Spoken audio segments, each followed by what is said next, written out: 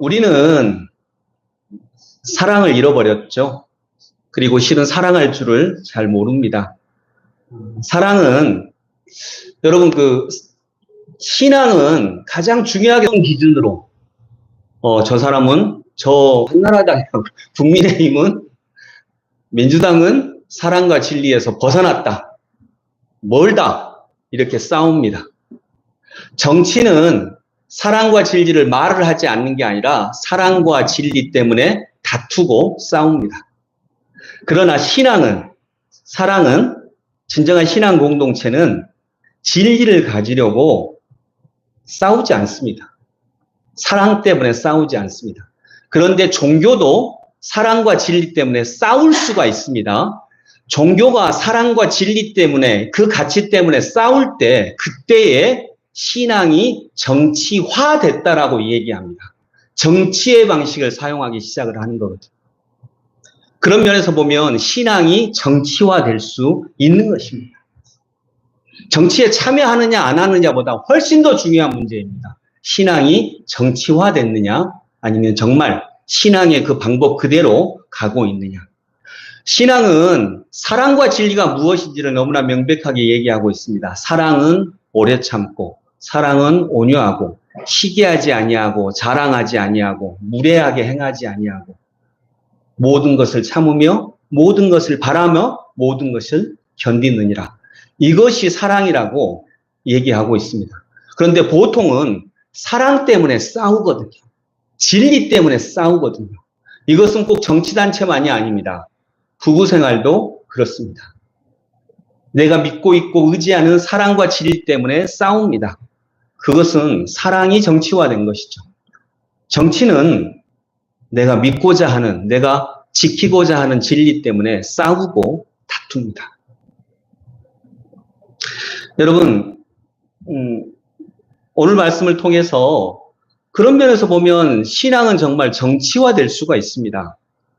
신앙만 그런 거 아닙니다. 사랑도 정치화가 될 수 있고, 부부관계도 정치화가 될 수가 있고, 부모와 자식관계, 또 인간관계도 정치화가 될 수가 있습니다. 오늘 본문 중에 특별히 32절을 한번 읽어보겠습니다. 32절 같이 읽습니다. 그들은 서로 말하였다. 길에서 그분이 우리에게 말씀하시고 성경을 풀이하여 주실 때에 우리의 마음이 우리 속에서 뜨거워지지 않았습니까? 아멘. 자, 예수님이 십자가에 못 박혀 돌아가셨습니다. 그리고 3일 후에 부활하셨습니다.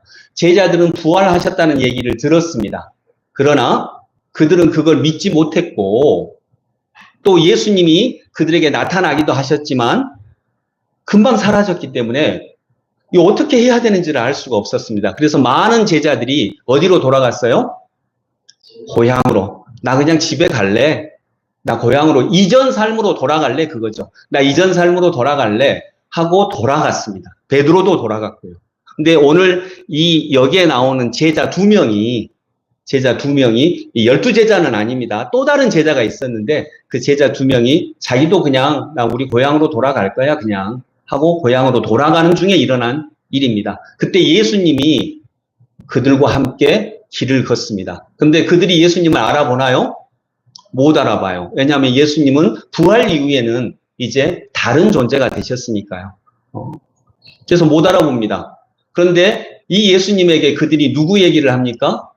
예수님 얘기를 합니다. 예수님에게 예수님 얘기를 합니다. 그런데 예수님이 이제 그 말씀을, 그 예수님의 십자가와 부활을 성경을 통해서 풀어주시는 거죠. 이제 이런 장면입니다. 자, 여러분, 한 성도님이 저한테 와서 얘기했어요. 제가 가끔씩 예배 빠지시네요? 그랬더니, 그때 주일날 좀 친구들하고 운동을 나간대요. 운동을 나간다고 하네요. 여러분, 주일날 운동 나가면 돼요, 안 돼요? 왜 대답을 안? 예, 주일날 운동 나가면 돼요, 안 돼요? 예,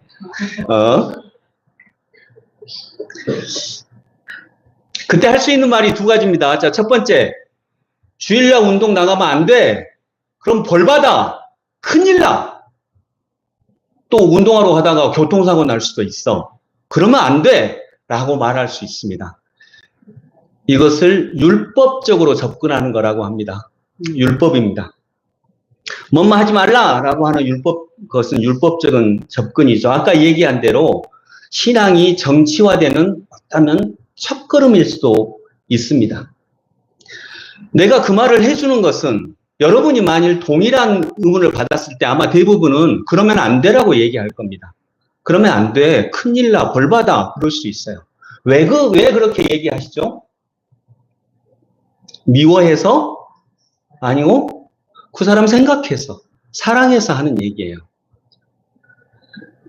그것을 사랑을 말한다라고 합니다. 사랑을 말할 수는 있는데, 근데 우리가 현실은 사랑을 할 수가 없게 됩니다. 그분이 그랬어요. 그러면 안 돼요. 근데 왜 알고 있어요. 많이 교육받았기 때문에. 근데 왜 운동을 가죠? 그게 재밌거든요. 예배가 다 재밌거든요. 재밌어요, 실제로. 그러니까 가요. 근데 거기에 그런 현실 속에서 이렇게 가면 안 돼요 라고 하는 말, 그건 율법만을 들이미는 거죠. 우리가 살아가는 현실은 실은 냉정하고요. 때로는 지독합니다. 지독한 현실입니다. 왜냐하면 성과학이 공존하기 때문에, 사랑은 현실이기 때문에 사랑을 말로는 할 수 있어요. 그러면 안 돼요. 다 당신을 생각해서 하는 말이에요. 사랑을 말로 할 수 있는데 사랑을 몸으로 할 수 없게 됩니다. 왜냐하면 현실 속에서 사랑을 하려면 굉장히 아프기 때문입니다. 사랑은 지독한 현실입니다. 그 현실 속에서 사랑을 하려면 마음이 아프고 몸이 아프고 그걸 우리는 십자가라고 얘기할 수 있습니다. 그래서 어느 순간 보다가 말로만 사랑을 하게 됩니다. 우리 모두가 다 잘못하면 그렇게 빠져버립니다. 말로만 사랑을 하게 됩니다. 이것이 이제 율법주의에 빠지는 거죠. 그러면 안 돼. 그렇게 해서는 안 돼. 벌 받아. 큰일 나. 물론 사랑해서 한 얘기이기도 하고요. 근데 그러려면 이제 그 말로만 이렇게 사랑이 전파가 되지 사랑이 삶으로 전파되지 않게 됩니다. 뭐 이건 또 쉬운 예로 들면 선생님도 마찬가지입니다. 아이가 너 공부 열심히 해야 돼. 수학 선생님은 수학 공부 열심히 해야 돼. 라고 할 때 잘 안 돼요. 힘들어요. 너무 어려워요. 라고 할 때 그러면 안 돼. 열심히 해야 돼. 야, 너 이렇게 해야 돼. 이거 할 수는 있어요. 그러나 내가 그걸 몸으로 그걸 사랑을 하게 될 때에는 십자가를 져야 되는 것입니다. 사랑을 하게 되는 단계는 사랑을 하려면 일단 부정해야 합니다. 나는 기존에 있던 그 율법주의와 같은 저런 사랑은 안 할 거야. 저런 삶은 살지 않을 거야. 저런 부장님은 되지 않을 거야. 이렇게 부정을 해야 돼요. 부정을 하게 되는 것도 사랑의 과정입니다. 여기서 부정을 하게 된다는 얘기는 뭐냐면, 나는 어떤 한 성도님이, 주일날 운동 가고 싶은데요? 라고 할 때, 그러면 안 돼. 그렇게 하면 안 돼. 그럼 벌 받아. 라고 하는 말, 그렇게 단순하게는 하지 않을 거야. 라고 일단 부정을 해야 돼. 그러면 안 돼. 실은 그런 말 듣지 않거든요. 그러면 안 돼. 그건 벌 받아. 큰일 나. 하나님이 벌 주셔. 듣지 않거든요. 그러면 그런 말을 안 해야 돼요. 그런 율법주의적인 말을 안 해야 돼요. 그러면 그 부정에서부터 사랑이 시작하는 거죠. 그때 제가 이 얘기는 언젠가 이론으로만 했습니다. 그때 생겨나는 또 다른 질문이 있어요. 그럼 뭐 할 건데? 그럼 너는 어떻게 다가갈 건데? 그러면 안 되라고 말할 거면 그 사람을 냅둘 건데? 어떻게 할 건데? 어떻게 다가갈 건데? 그때부터 사랑이 시작됩니다. 그래서 사랑은 고민이고 아픔이고 뛰어넘음이고 또 십자가입니다. 그러면 어떻게 할 건데? 뭐 어떻게 말할 수 있는데? 뭐 가라고 할 거야? 그거 아니고. 뭐 가지 말라고 그냥 말할 거야? 그것도 아니고. 뭐 어떻게 할 건데? 라고 할 때 우리가 일단은 할 말이 없어요. 말할 수가 없어요. 그런데 그때 애타는 마음이 있으면 마음속에서 뭔가 꿈틀대기 시작을 해요. 뭐라고 얘기할 수는 없는데 무언가가 꿈틀대기 시작을 해요. 아, 이런 게 아닐까? 그걸 꿈틀이라고 해요. 꿈의 틀이에요. 꿈틀대야 꿈이 그 틀을 벗어나서 현실이 될 수 있거든요. 꿈틀대기 시작을 해요. 이렇게 말해줄까? 아니, 이렇게 할까? 이렇게 할까? 그 과정에서 나는 뭘 어떻게 할 수 있을까? 어떤 도움을 줄 수 있을까? 이러면서 사랑이 싹 틀 수 있는 거죠. 그래서 사랑은 제일 처음에는 부정으로 시작을 합니다. 그렇게 단순하게 말하지만은 않을 거야. 그럼 어떻게 말할 건데? 몰라요. 아직은 잘 모르겠어요. 그러나 거기서부터 시작이 되는 거죠. 그들은 서로 말하였다. 길에서 그분이 우리에게 말씀하시고. 여러분, 성경 말씀은 길에서 선포됩니다. 예수님은 성전에서 사역 초기에 몇 번 선포하신 다음에 성전에서 말씀 전하기를 포기하셨습니다. 안 하셨습니다. 포기하셨는가는 모르겠고 안 하셨습니다. 그러면 주로 어디서 말씀을 전하셨냐? 광야에서, 길에서. 제자들도 전부 다 길에서 불렀습니다. 금을 깁고 있는 제자들을 부르셨고, 일하고 있는 제자들을 부르셨고, 세관 앞에서 세관 동계산하고 있는 제자를 부르셨고, 길에서 부르셨어요. 여러분, 우리도 하나님의 말씀을 여러분의 인생길에서 만나기를 바랍니다. 인생길에서요. 그 길은 그냥 평면적인 삶이 아니거든요. 고통이 있고, 눈물이 있고, 아픔이 있고, 통곡이 있고, 모순이 있고, 이렇게 말할 수도 없고 저렇게 말할 수도 없는 그런 삶 중에서 말씀이 전파되는 거거든요. 길에서 그분이 우리에게 말씀하시고, 그리고 또 하나가 있죠. 더 중요하죠. 성경을 풀이하여 주실 때에.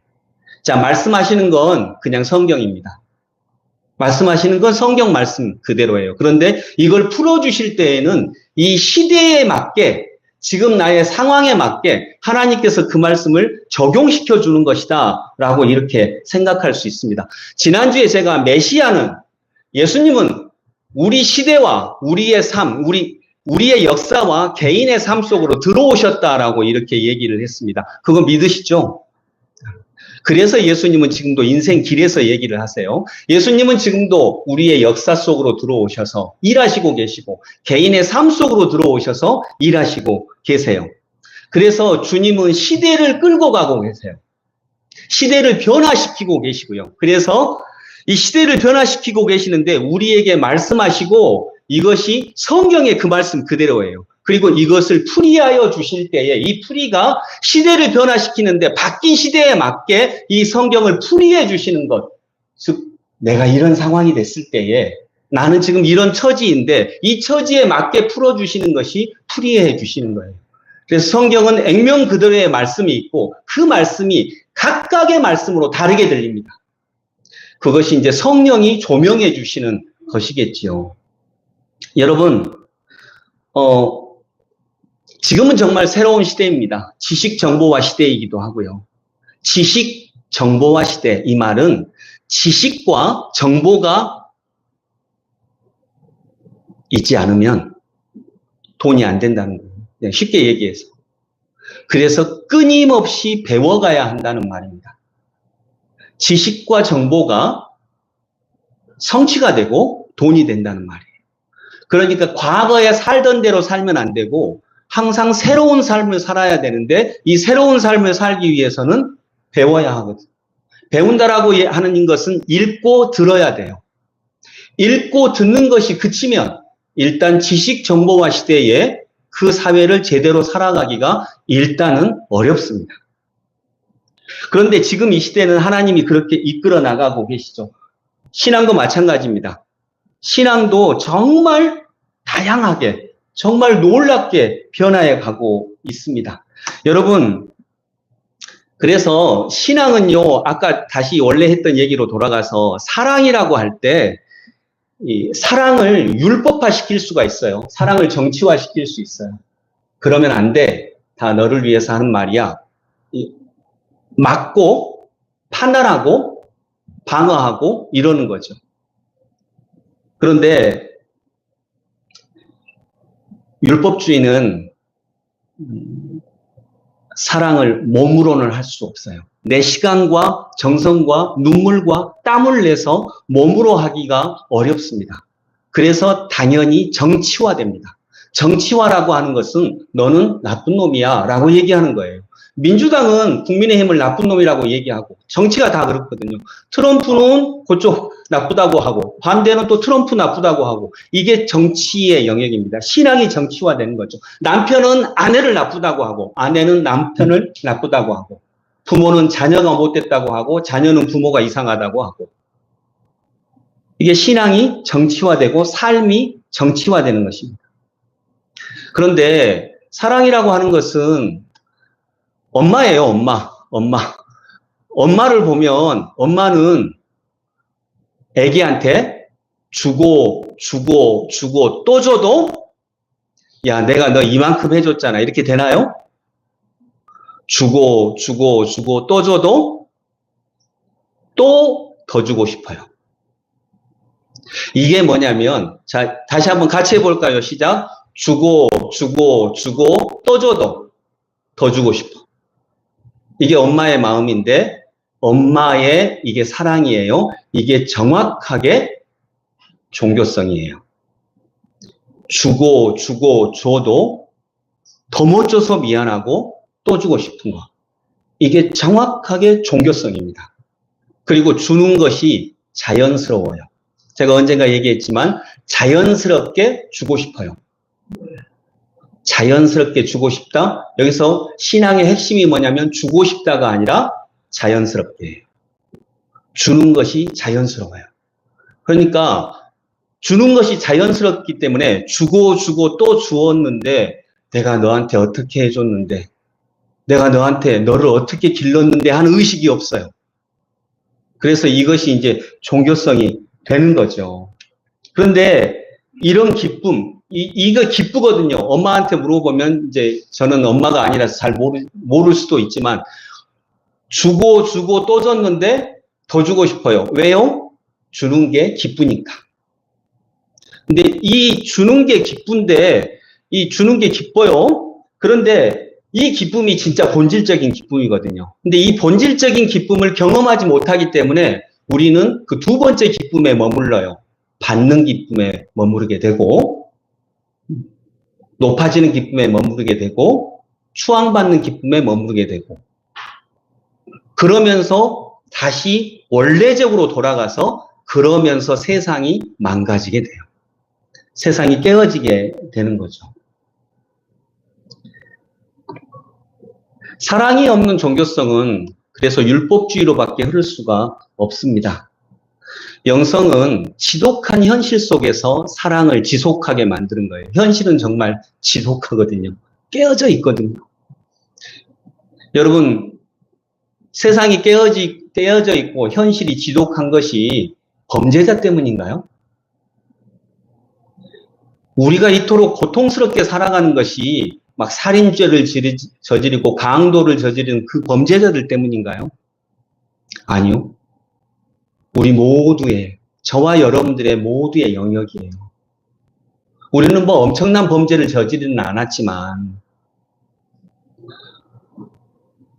자기 중심성에 빠져서 살아가고 있는 우리 서로끼리 때로는 내가 그것 때문에 고통을 받고 아파하고 눈물 흘리고 그러기만 하나요? 때로는 내가 바로 그것 때문에 상대에게 고통을 주고 아프게 하고 눈물 흘리게 하죠. 우리는 서로 이렇게 얽히면서 서로 정말 아픈 삶을 살아가고 있지 않습니까?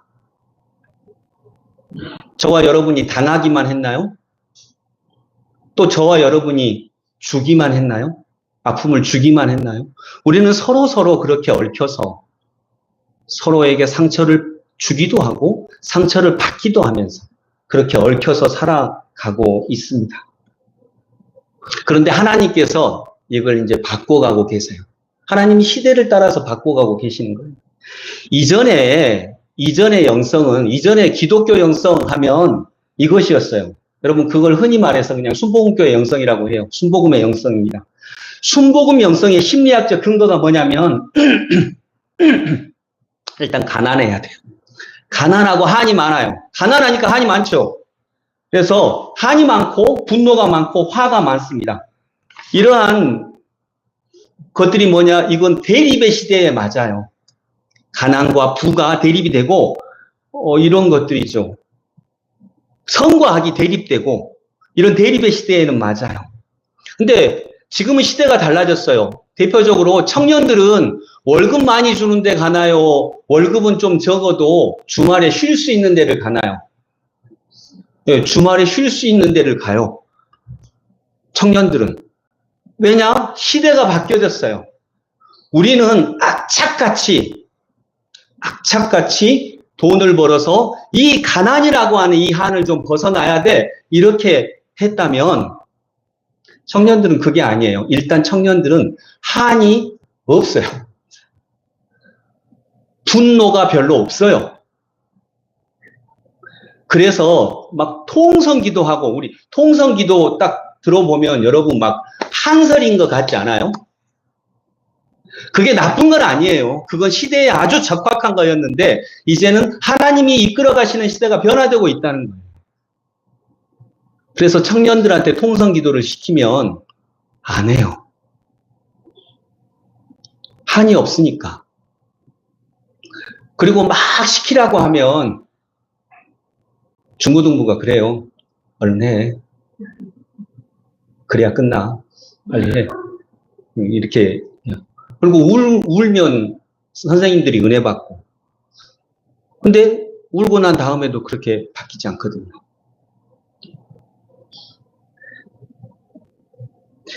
그래서 이제는 다른 영성이 필요하다는 거죠.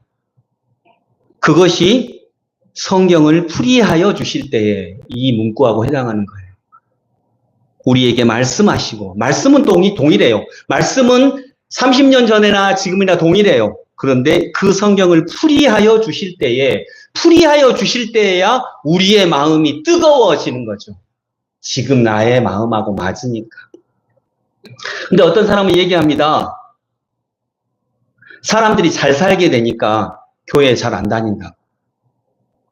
여러분, 이 말이 맞으면 그러면 교회 다니게 하기 위해서 못 살게 만들어야 됩니까? 옛날처럼 지독하게 가난하게 만들어야 됩니까? 그건 한과 가난의 영성만이죠. 지금은 분노의 시대가 아닙니다. 분노하는 시대가 아닙니다. 지금은 즐거워하는 시대예요. 재미있는 거면 정말 추구하는 시대죠. 시간을 내서 영화를 즐길 수 있는 직업을 돈 많이 주는 직업보다 택하는 시대가 되었어요. 그런 면에서 제가 정말 여러분들에게 미안합니다. 재미를 추구하는 시대에 설교도 좀 재밌게 해야 되는데 이렇게 재미가 없어서 매우 미안한 마음입니다. 한번 노력을 해보겠는데 자신은 그렇게 썩 없습니다. 근데 분노가 없는 거예요. 시대가 바뀌었고 화가 없고 한이 없는 것입니다. 이렇게 시대가 바뀌었고 우리가 이런 시대에 어떻게 신앙생활을 해나갈까? 이제 말씀을 풀이해 주시는 예수님의 조명하시는 성령님의 은혜를 우리가 만나야 되는 거죠. 그래서 아까 제일 처음 했던 질문. 왜 예배 안 나와요? 운동 가고 싶어요. 그러면 안 돼요. 그럼 이 질문 안 하면 부정으로부터 사랑이 시작하니까. 그러면 안 돼요라고 말하지 않으면 그럼 운동 가세요라고 말할까? 어떻게 해야 되지? 어떻게 말해야 되지? 거기서부터 시작이 되는 거죠. 거기서부터 어떻게 해야 될지. 거기서부터 시작이 되는 것입니다. 저도 다시 나에게 풀이해 주시는 예수님의 음성을 들어야겠죠.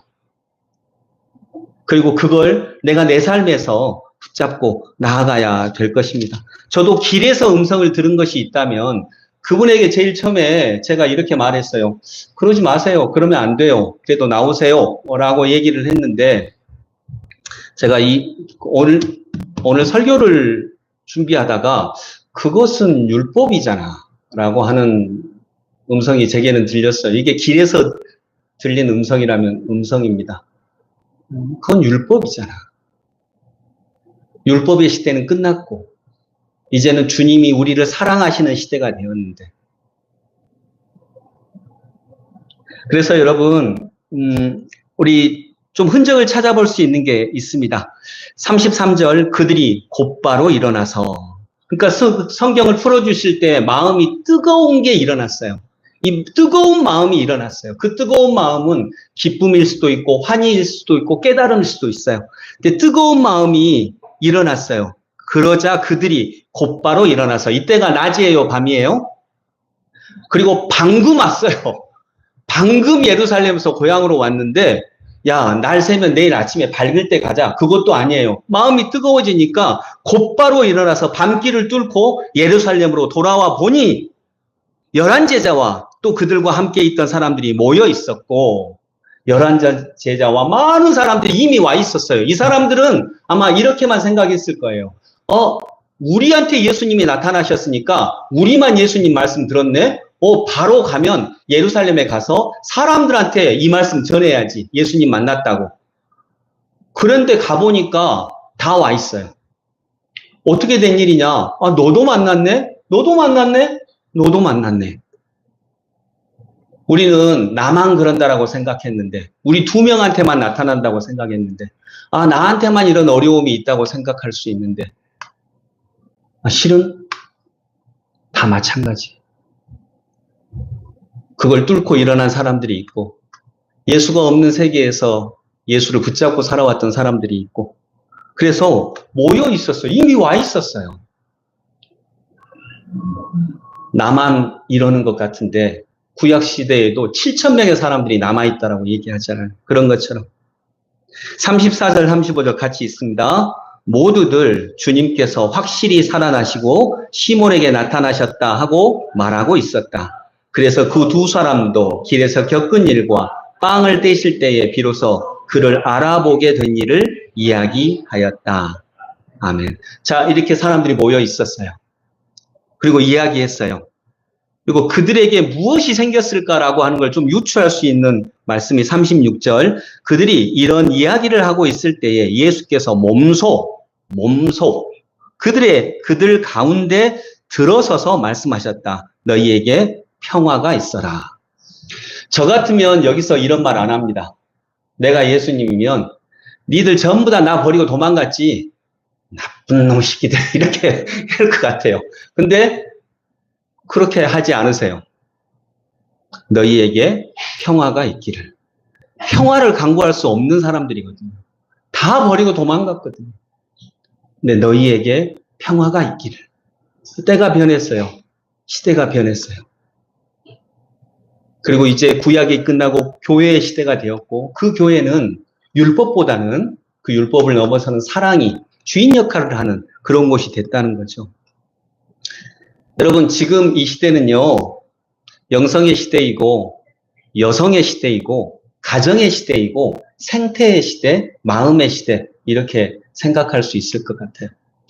그래서 우리들의 가정에서도 막 이렇게 율법적으로 너 그러면 안 돼, 이렇게 해야 돼, 이렇게 해야 돼, 억압하고 이런 것들이 더 이상 통하지 않아요. 그러면 어떻게 할 수 있을까? 어떻게 해봐야 하는 걸까? 이건 이제 내가 말씀을 풀이해 주시는 예수님을 날마다 만나면서 다가가야 되겠죠. 그러나 대충 알 수 있는 건 있습니다. 평화, 너희에게 평화가 있기를. 또 50절 같이 읽어볼까요? 50절. 그리고 예수께서는 그들을 밖으로 베다니까지 데리고 가서 손을 들어 그들을 축복하셨다. 네, 축복하셨다고 합니다. 또 52절, 53절. 그들은 예수께 경배하고 크게 기뻐하면서 예루살렘으로 돌아가서 하나님을 찬양하면서 날마다 성전에서 지냈다. 아멘. 여기 나오는 거, 경배하고 크게 기뻐하고 찬양하고 축복하고 화평을 누리고. 예수님은 이제 우리에게 이런 시대를 만들어 가시고 계시고 이거에 맞게 우리가 신앙생활 하기를 원하고 계신다라고 할 수 있습니다. 11제자들이 모였어요. 예수님 진짜 11제자 만들었어요. 거기서 우리가 알 수 있는 것은 예수님은 한 명 한 명을 세우셔서 하나님 나라를 이루실 때에 막 엄청난 권력으로 나쁜 놈들 다 쓸어버리고 요 방법을 취하지 않으신다는 거예요. 너희들 한 명 한 명이 다 나의 일꾼들이야. 이걸 절대로 포기할 생각이 없이 쓴 거예요. 그런데 여러분 그렇게 보면 진짜 답답하잖아요. 깝깝하잖아요. 여러분 깝깝하지 않아요? 이 세상이 얼마나 악이 극심한데, 이 세상이 얼마나 끔찍하고 깨어져 있는데, 악은 이렇게 거대한데 예수님이 오셔서 하나님의 나라를 이루시겠다고 하시는데 겨우 오신 것도 몫으로, 식민지 땅의 몫으로, 가난한 집 아이로, 그리고 더구나 십자가 지시고, 그걸 이제 비유로 하시는데 나는 씨앗이다. 하나님 나라는 씨앗이다. 지금 하나님 나라가 칼이 들어와야 될 것 같은데 씨앗이래요. 그리고 자라게 하신대요. 이렇게 해가지고 그 거대한 악을 어떻게 이길 수 있겠어요? 11명 세우셔서, 그것도 정말 보잘것없는 사람들 세우셔서 이 황제가 다스리는 이 거대한 악을 물리치시겠다고? 하나님이시니까 다른 모습으로도 얼마든지 오실 수 있잖아요. 안 그러겠어요? 황제로 못 오시겠어요, 예수님이? 그런데 그걸 안 하시는 거예요. 왜냐하면 이게 하나님의 방법이라고 하는, 이건 절대 포기할 수 없다고 하는 것을 예수님이 여러 번 말씀하시는 거죠. 근데 왜 이렇게 하실까? 왜 이렇게 답답하게 하실까? 진짜 금방 이루실 수 있는데 예수님은 하나님이시니까. 그런데 우리가 그걸 어떻게 알겠어요? 그런데 하나 유추해 볼 수 있는 건 있어요. 아, 하나님이 이런 분이시니까 나도 부르시겠구나. 나 같은 사람도 부르심 아래 있을 수 있겠구나라고 하는 건 생각할 수 있어요. 하나님이 거대하시고 너무나 크신 분이라기만 한다면 내가 거기 낄 자리 없을 텐데 나 같은 것도 부르시는 분이시겠구나. 이걸 우리는 믿을 수 있겠습니다. 말씀을 정리하면서 여러분, 오늘 말씀 길에서 그분이 우리에게 말씀하시고, 이건 이제 그대로 성경 말씀이에요. 그리고 바꿔진 시대, 달라진 시대에 맞춰서 성경을 풀이하여 주실 때에 우리의 마음이 뜨겁지 아니하더냐, 뜨거워지지 않았습니까? 이 뜨거운 마음이 우리를 구원해낼 거예요. 우리가 그렇게 달려나아갈 수 있기를 원합니다. 기도하겠습니다. 주님, 주님의 은혜를 감사드립니다. 하나님, 성경으로 말씀하여 주시고 또 우리 각자의 상황에서 말씀을 풀어 주시옵소서. 주님은 한 명 한 명을, 이 작은 사람들을, 씨앗처럼 보잘것없는 사람들을 부르시는 주님의 방법을 절대 포기하지 않으시는 것 같습니다. 그래서 부활하셨는데, 부활하시면 한 대낮에 온 만방에 나타나셔서 내가 부활했다라고 증명하시고 모든 세상에 권력 있는 자를 부르셔서 이제 내가 부활한 것을 너희들이 분명히 보았으니 나를 따라와라 이렇게 하실 것 같은데 여전히 똑같이 도망갔던 제자들만 부르십니다. 여기서 우리는 하나님이 그 하나님의 방법을 포기할 생각이 전혀 없다는 것을 깨닫게 됩니다. 주님, 우리 한 명 한 명을 부르십니다. 그걸 포기하실 생각이 전혀 없으십니다. 그런데 그러기 때문에 나 같은 것도 부르십니다. 주님, 이 은혜 아래 거하게 해 주옵소서. 예수님 이름으로 기도드립니다. 아멘.